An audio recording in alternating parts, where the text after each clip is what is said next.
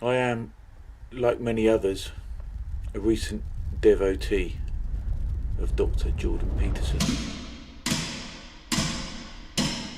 Jordan B. Peterson. He's become awfully popular with some people and massively unpopular with others. He thinks about gender and sexuality in a very white way. He is a dinosaur. This is someone who has an almost cult following. What he is doing is very steeped in a racist, transphobic, homophobic, lesbophobic, white male, patriarchal, neoliberal approach. Jordan B. Peterson has actually changed my life. Jordan Peterson is the patron saint of the burgeoning men's movement. I'm trans and I love Jordan Peterson. I think that Jordan Peterson needs to have his teaching license revoked. That's also not a free speech issue. You're just a dick. Clinical psychologist Jordan B. Peterson has been described as one of the most influential thinkers of our time. He is dangerous because of the types of people he enables.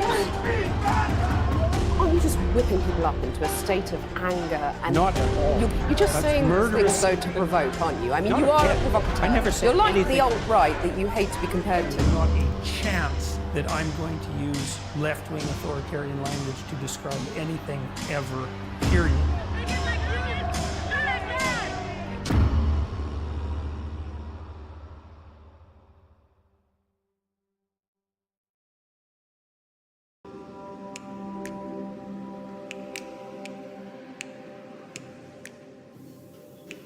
Yes.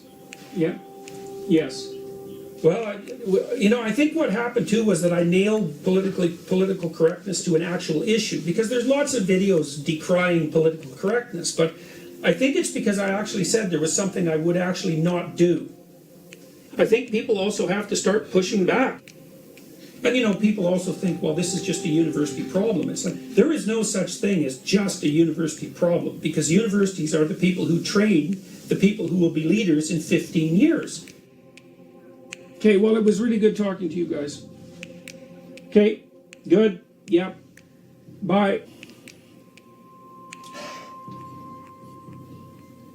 Now, who was that? Big name in the news in the Weekly Insider, and this week it's Jordan Peterson. The Canadian psychology professor is somebody people love or love to hate. Peterson gained national notoriety in the fall of 2016 when he spoke out about a federal bill on gender expression and a U of T policy to call students by their gender pronoun of choice. Peterson says there shouldn't be laws forcing people to use specific language. The self-proclaimed professor against political correctness is now making tens of thousands per month from online donors, and this number is growing.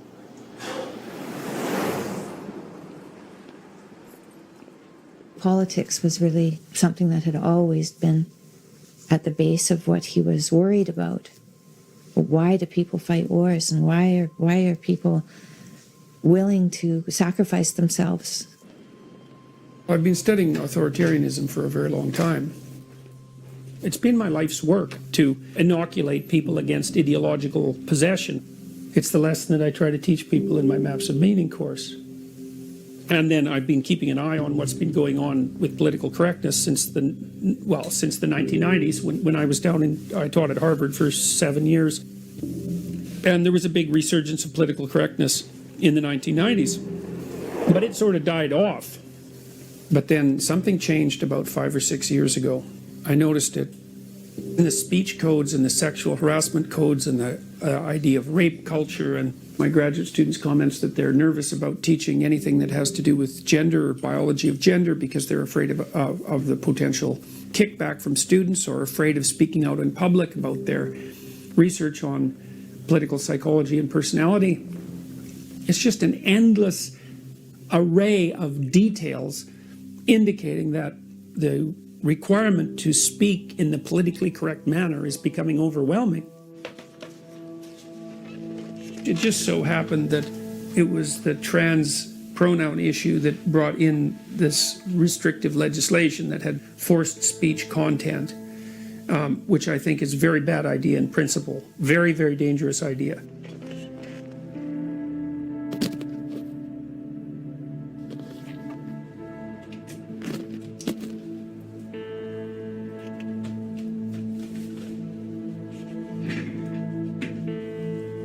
And I've entitled this talk, Professor Against Political Correctness.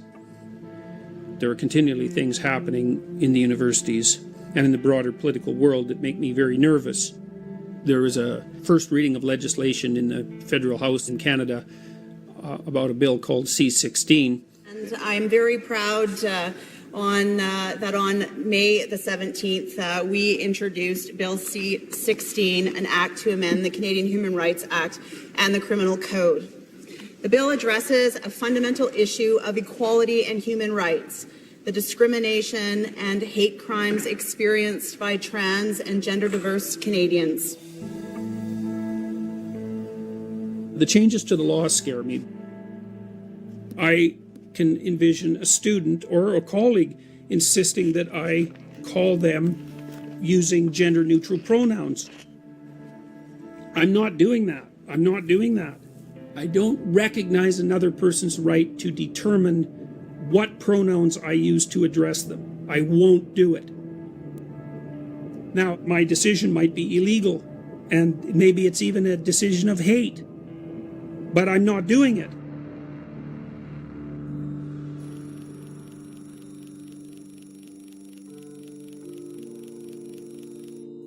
But I'm not doing it. I watched the video and then was in danger of vomiting all over my keyboard.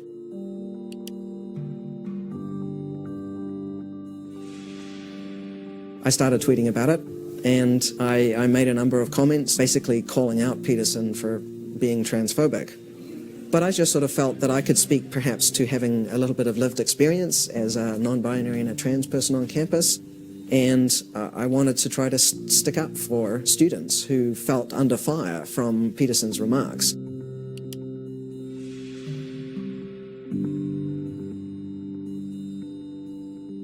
I wrote to someone in the administration and asking, gosh, what are we going to do about this? And it sort of snowballed from there. Why are you against the use of alternate pronouns? I'm against the use of legislation to determine what words that myself and other people are required to utter. Bill C-16 is actually not about cisgender people. It's about protections for transgender people. I'd like to encourage people struggling with this to be kind as their first impulse. Peterson frames this as a free speech issue. Just because you can't speak exactly what you want to say, when you want to say it, where you want to say it, doesn't mean you get to throw a big tantrum. Yeah, well, kindness is the excuse that social justice warriors use when they want to exercise control over what other people think and say. And that's a lot of what we're playing into with this pronoun issue. I can tell you one thing that we shouldn't do about it is completely demolish the idea of gender and insist that biological sex and gender identity and gender expression are separate. That's like, because there's a tiny minority of people who don't fit into one of the fundamental categories that human beings use to orient themselves, we're just going to blow apart the category and let chaos reign. No, no. A lot of people fear that I'm going to have to learn 39 pronouns and 72 different names, and people often panic. All of us who are non-binary and using pronouns like they know that a number of people will trip over their words and mess it up sometimes, and sometimes people call me he, sometimes my mum does it, sometimes even I do it to myself. I accidentally misgender myself. And I find myself sitting there and thinking, well, you did well with that, good girl. Whoops, I just did it to myself. So it's okay to make a few mistakes. It's not okay to be a jerk about it. It's the law. The law is force. That's what the law is. The law says do this or else.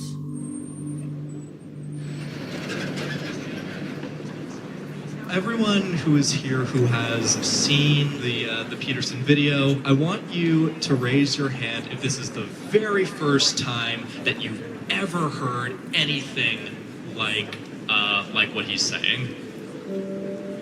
We had created what should have been a historical event. It may have been the only gathering of that type in Canadian history, of trans people in a public space gathering in a large number to go up to an open microphone and announce publicly their experiences. I don't think that's ever happened. And that was a huge deal to us when we put that on. We are here today to call out Jordan B. Peterson. He feels that he has the authority to dictate the gender identities of his students, which we are here to say that he does not. Using preferred pronouns, I don't think is a debate. It's just being respectful.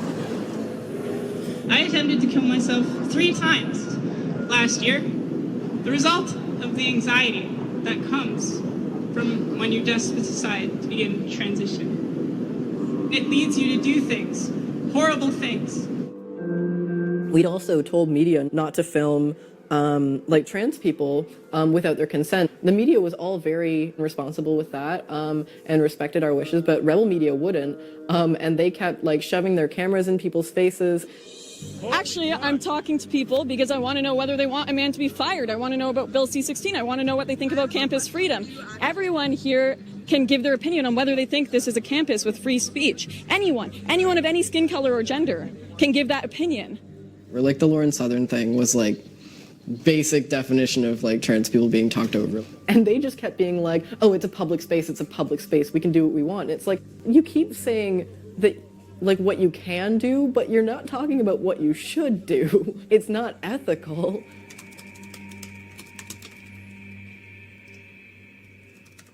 So hi, guys and girls and interested others. I received a letter from the University of Toronto asking for my silence with regards to what I've been discussing. The letter said I must comply with the law, including the Ontario Human Rights Code. They have received communications from individual students and employee groups finding my comments unacceptable, emotionally disturbing and painful.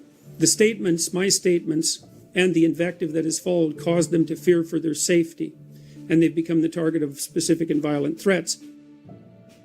Well, I certainly think that threats directed to people are reprehensible, and I'm not calling for that. I'm calling for reasoned and articulate debate.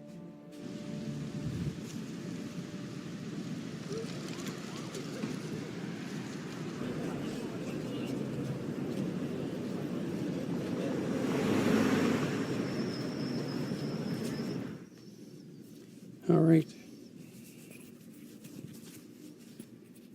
I don't know what's going to happen. That's all. Could be catastrophic for me. I don't even know where I'm supposed to meet people.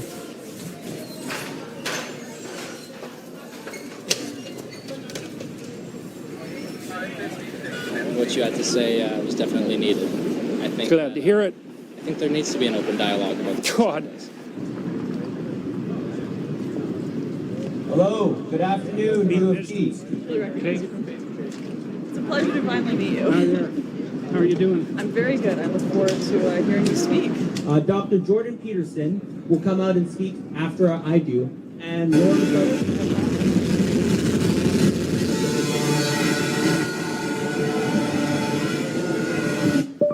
Let's not do We're that. here for the Rally for Free Speech, and we have some other companies.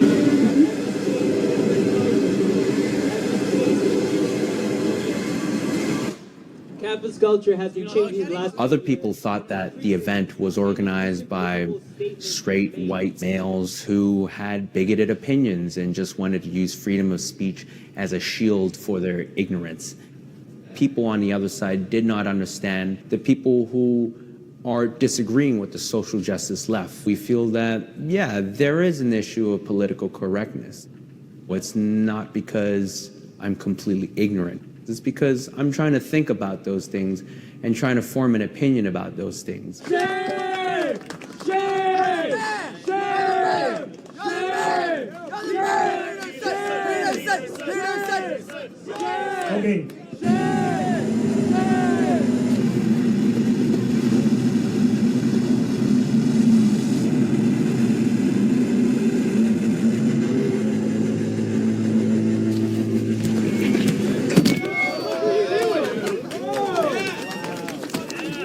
Okay. So let's try this again.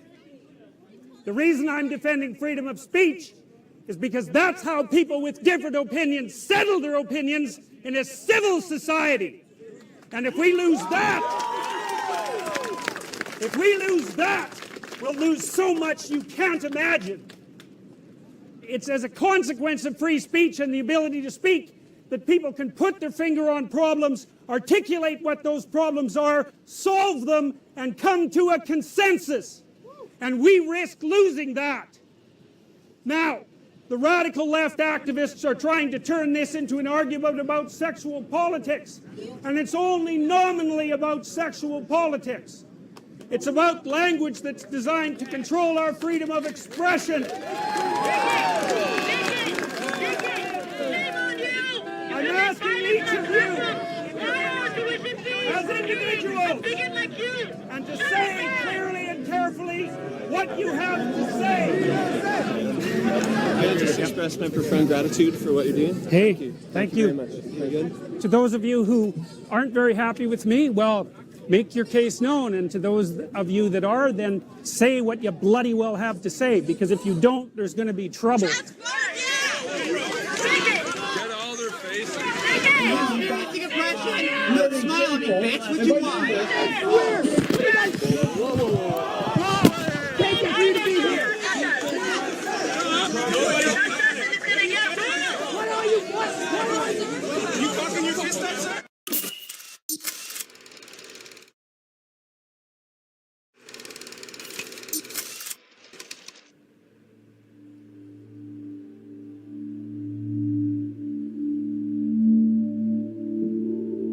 I've been doing specifically non-binary activism for about 4 years now, ever since I came out. That's mostly been like online, creating spaces, like resource collection and creating education materials and making YouTube videos. My decision to not compromise my identity is very much a survival thing for me because of things that I've talked about in previous videos with the level of like depression and mental health issues that were caused by me trying to exist as female. Like I feel like I kind of have to trailblaze in that because I know that I'm not the only person like me. I know that I'm not the only person who like really struggles not being able to articulate their identity, not being able to have their identity accepted. I'd never done anything that was oppositional. I'd never done anything that was like a protest. We're here at the free speech counter-protest to our Please Respect Us as Human Beings protest that we put on last week. The Jordan Peterson thing was the first protest I'd ever like participated in, or participated in arranging rather.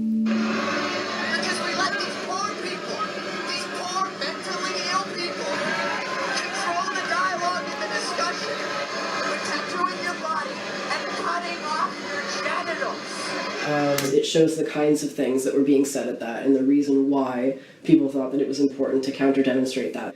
I want to go talk to Peterson. Peterson, do you have any comments on the Nazi presence at your protest? The presence of Nazis and white supremacists assaulting people at your protest. Do you have any comment on that? Yeah, I don't like Nazis. I really don't like going out and protesting people. Like, I'd rather be doing other things. I'd rather be feeding people. I'd rather be, doing things that are productive and healthy and positive. You have no idea if I'm your enemy. You have no idea about me. You won't use my pronouns, so I'm pretty sure you're my enemy, yes. Yeah, well, I know you think that, but I don't believe that using your pronouns is going to do you any good in the long run. I think it'll do quite the contrary. What? Is that your medical opinion? What? Is that your medical opinion? Like, you are aware that non-binary people are valid in the American Psychological Association. Is that your opinion? Yes, it is. No, it's not. It's about non-binary pronouns. No, it's not. He turned it into this whole freedom of speech issue, just like discriminating against gay people as a freedom of religion thing. People need to stop acting like words don't have meaning or weight. There does need to be a line between freedom of speech and doing harm to people that they have a right to not have to deal with. Is Ben 16? I mean, I don't care that non-binary people want to be referred to by their preferred pronouns. That's completely up to them. And maybe if you knew them, it would even be polite to do so. That has nothing to do with it. It's completely irrelevant. The issue is that it's been transformed into a legal requirement. It's the only issue. The rest of it's all smoke and mirrors. I think in my darker moments, I actually think this will come true in the next 5 years. I think we're entering a situation where the expression of anger itself is going to be made incrementally illegal. And then we'll really have fun. I really do believe that that could happen.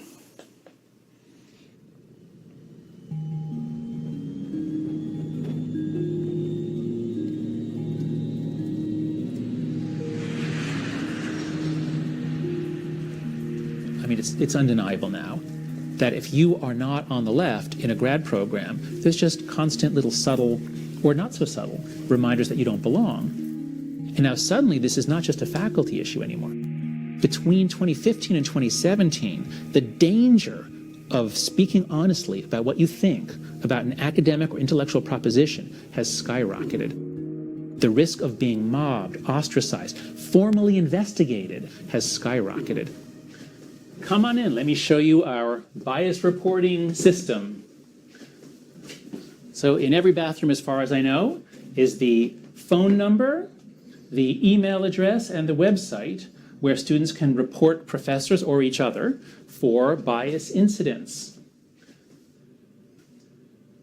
What it means is that if I'm teaching a lecture class, let's say, and there are 300 students in the class, I have to teach to the most sensitive student. Right. Because if I say something, I used to always be provocative. I would go close to hypotheses that would even be concerning and say, well, is this true? Right. Let's look at the evidence. Right. I don't dare do that anymore, because if one student in the class is offended by my teaching techniques, they can call it in. Yeah, that's really cute. If you see something, say something. Yeah, right. So there's promotion of informing, essentially. Exactly. Yeah. Pretty sad.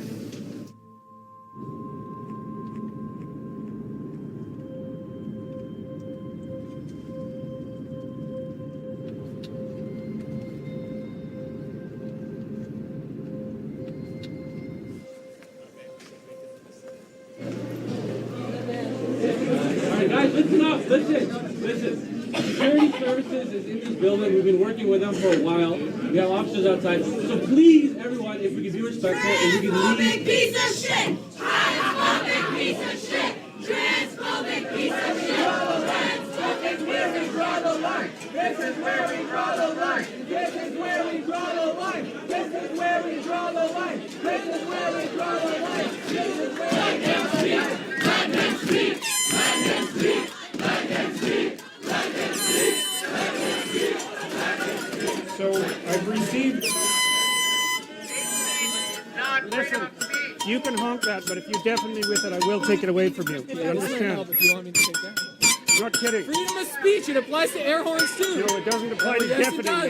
So I'm not kidding. I will take it.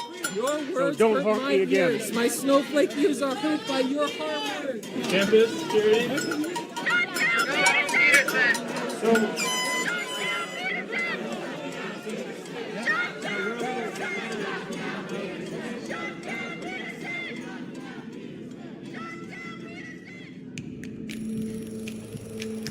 Okay, well, thanks guys for tuning in and again for offering support for the continued operation of my YouTube channel.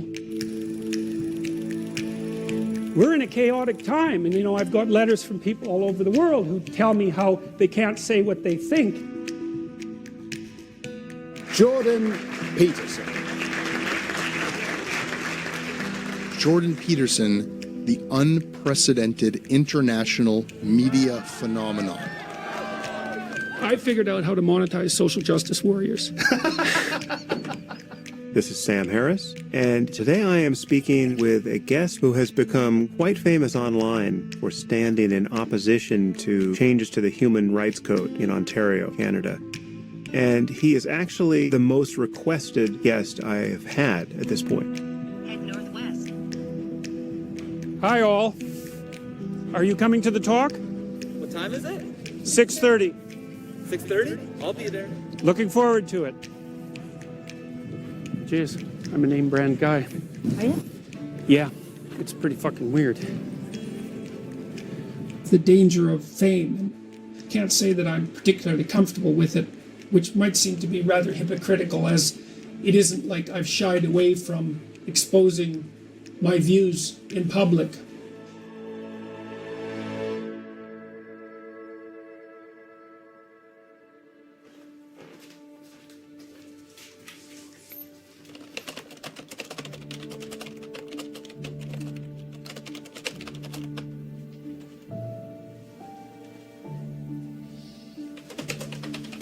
How do you feel about how online communities bearing your name have understood and disseminated your ideas?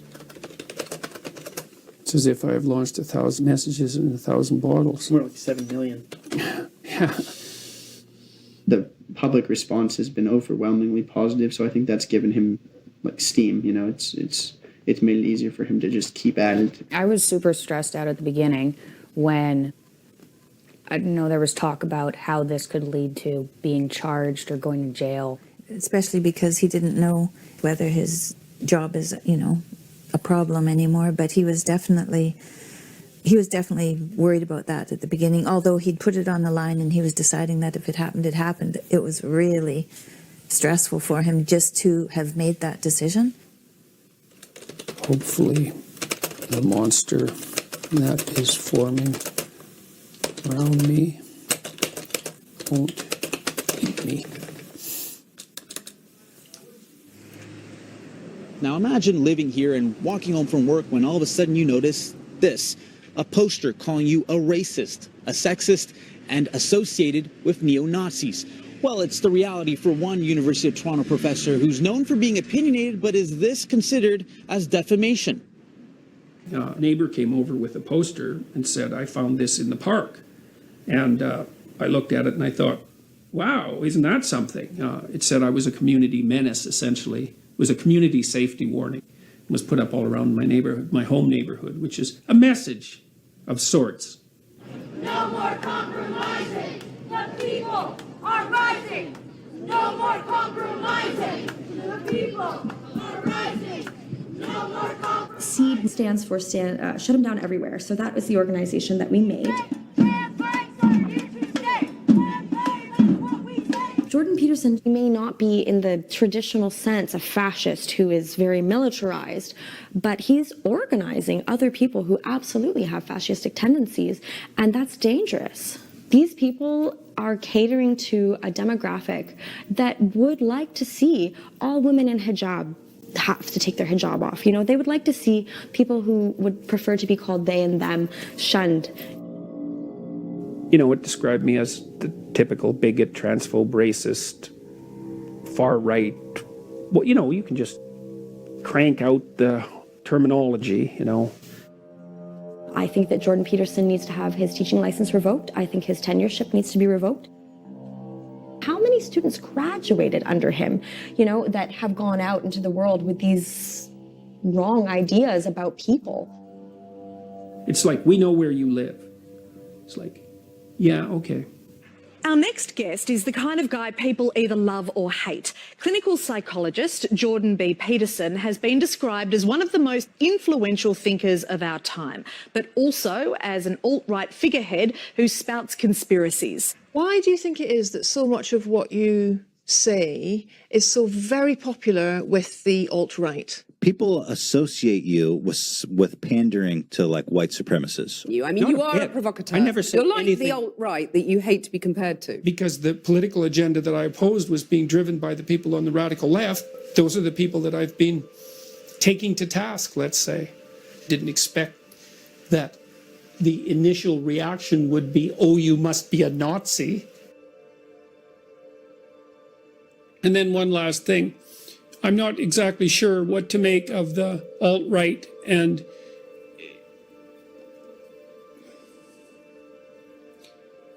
then one last thing. I'm not sure what. And then one last thing. I'm not sure how to understand the alt-right or to characterize it or even to know what to think about its hypothetical existence or my association with it. But I can tell you that I'm not in favor of people banding together in ideological groups, and instead would much rather see people live fundamentally productive and meaningful and honest individual lives, and in that manner be a light unto their neighbors, so to speak. So I would encourage those of you who are considering yourself, say on the alt-right for that matter, as well as on the radical left, to transcend your dangerous and impersonal ideological identification and start to live as true individuals in the world. That's what I think, and I hope that I've been communicating that, and if I haven't, well, I apologize, because that's what I've been trying to do.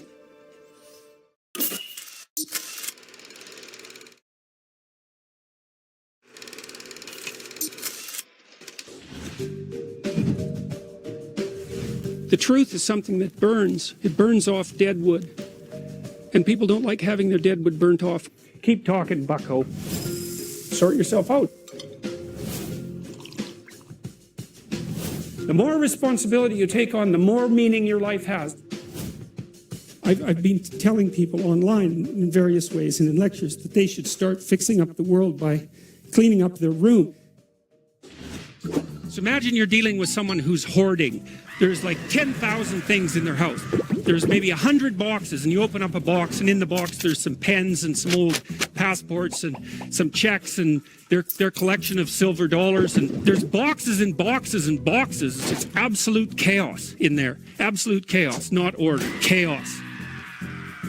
And then you think, is that their house or is that their being? Is that their mind? And the answer is, there's no difference. There's no difference. So, you know, I could say, well, if you want to organize your psyche, you could start by organizing your room.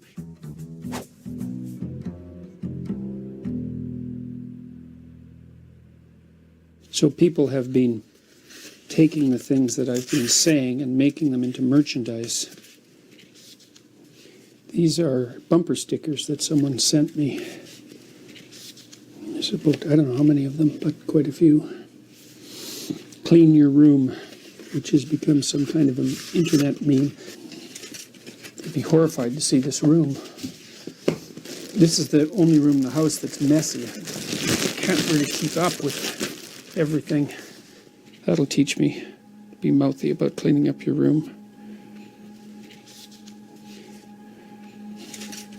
I can't possibly express how grateful I am to you for all the ways you have and continue to help me. What you are doing for society is really important.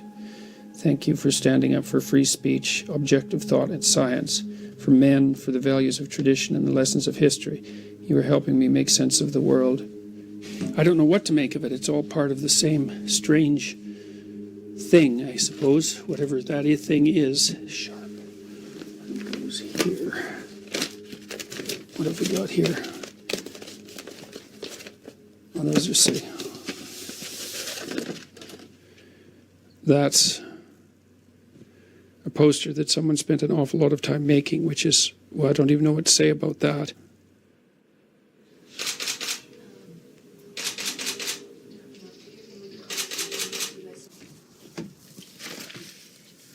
Hello?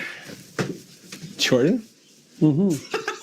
So, what's that? It's a plague doctor mask. A what doctor mask? Plague doctor. Are you the plague doctor today? Apparently. Maybe not just today. Oh, okay. It's been hard. So it's weird seeing these two Jordans. There's the Jordan Peterson I know. There's the Jordan Peterson I see on Twitter.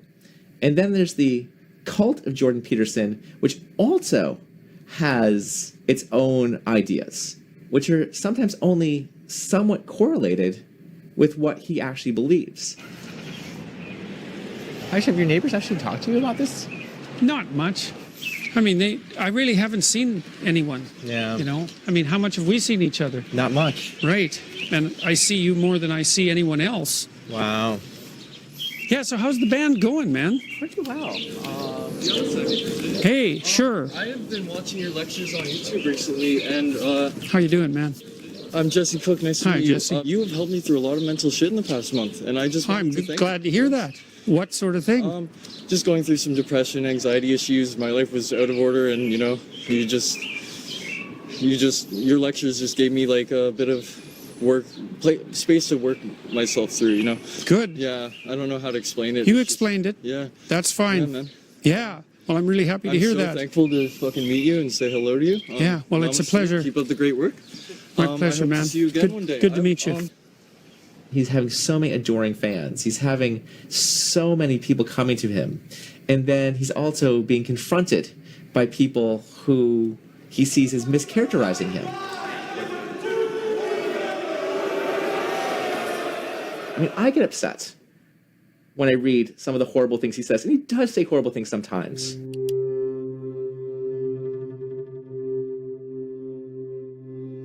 Cut the funding to the universities by 25%. Do you think men and women can work in the workplace together? I don't know. Without sexual harassment? We'll see. We don't know what the rules are. Like, what? Here's a rule. How about no makeup in the workplace? How about high heels? What are they What for? about high heels? What about them? They're there to exaggerate sexual attractiveness. That's what high heels do. Now, I'm not saying that people shouldn't use sexual displays in the workplace. I'm not saying that. But I am saying that that is what they're doing. And that is what they're doing. Do you feel like a serious woman who does not want sexual harassment in the workplace, do you feel like if she wears makeup in the workplace that she is somewhat being critical? Yeah. Okay. I do think that. I know that he thinks about things very deeply. He doesn't like to admit it, but he's a very agreeable, compassionate person under the gruff exterior. And we have to be able to say what we have to say badly, or we won't be able to think at all. Jordan is very upset about extremism, and he really wants to save the world. He oftentimes says that people have lost meaning in their lives. When people lose meaning in their lives, they pick extreme ideologies. He talks about how you shouldn't be seeing individuals as agents of a group. You should see people with their own individual personal struggles. But when he's fighting this battle, he's actually falling victim to the exact same things that he's accusing them of. And I think he's at best when he's helping people find personal meaning. Truth is the handmaiden of love. Dialogue is the pathway to truth.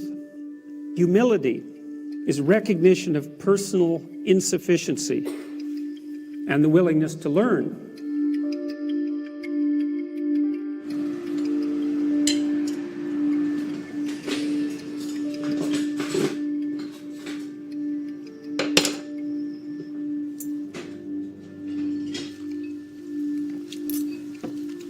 I didn't write it all today. Oh well. I think I got the lecture ready though. I don't feel any more confident about it than I did the last 2 weeks though. Trying to finish this damn book. People ask me what it's been like for me, and they always approach me like this must have been scary, or this must have been overwhelming, and I travel with him, so I'm there, but he really is like plugged into the world like he never was before. Yeah, well, we'll work out a detailed tour through Europe, and so and I'm looking forward to that. And so finding moments where we have him again are precious moments. It wasn't scary, and it hasn't been overwhelming, but I've lost Jordan to the world.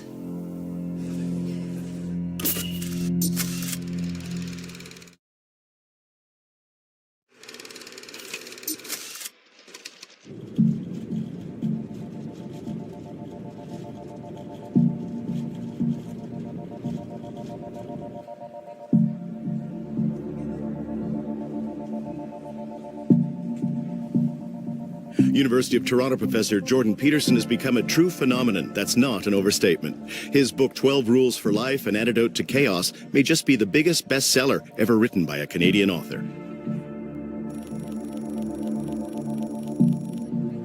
How many of you cleaned your room today, by the way? Because the book is just blowing up. Everything that this man is doing is just absolutely exploding. And but tonight really is the beginning of a 2-month kickoff. We're doing like 30 of these, and just everything is just on fire.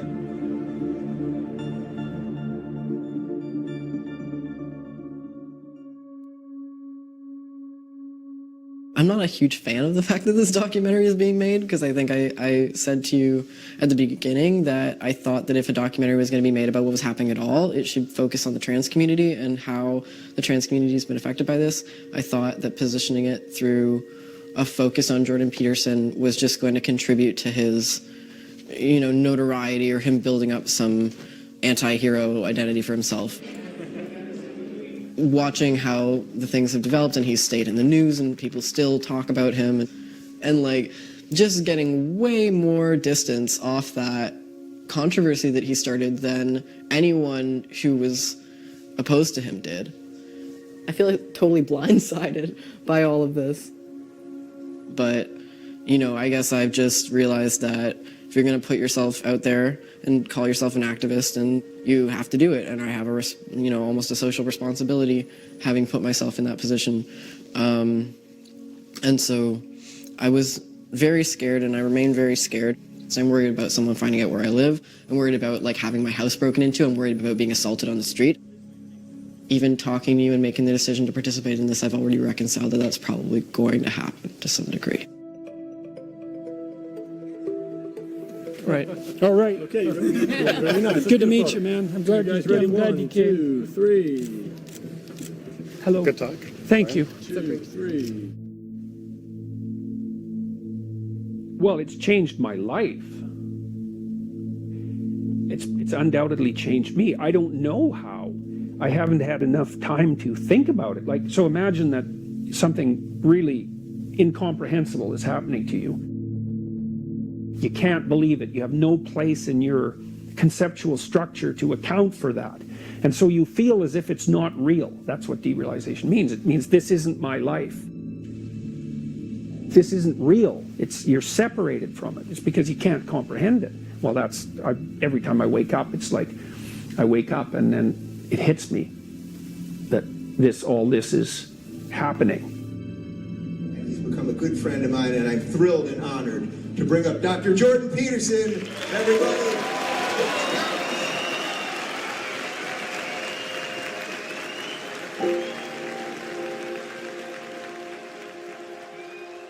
I'm not comfortably ensconced in whatever my identity is. I don't even know what it is.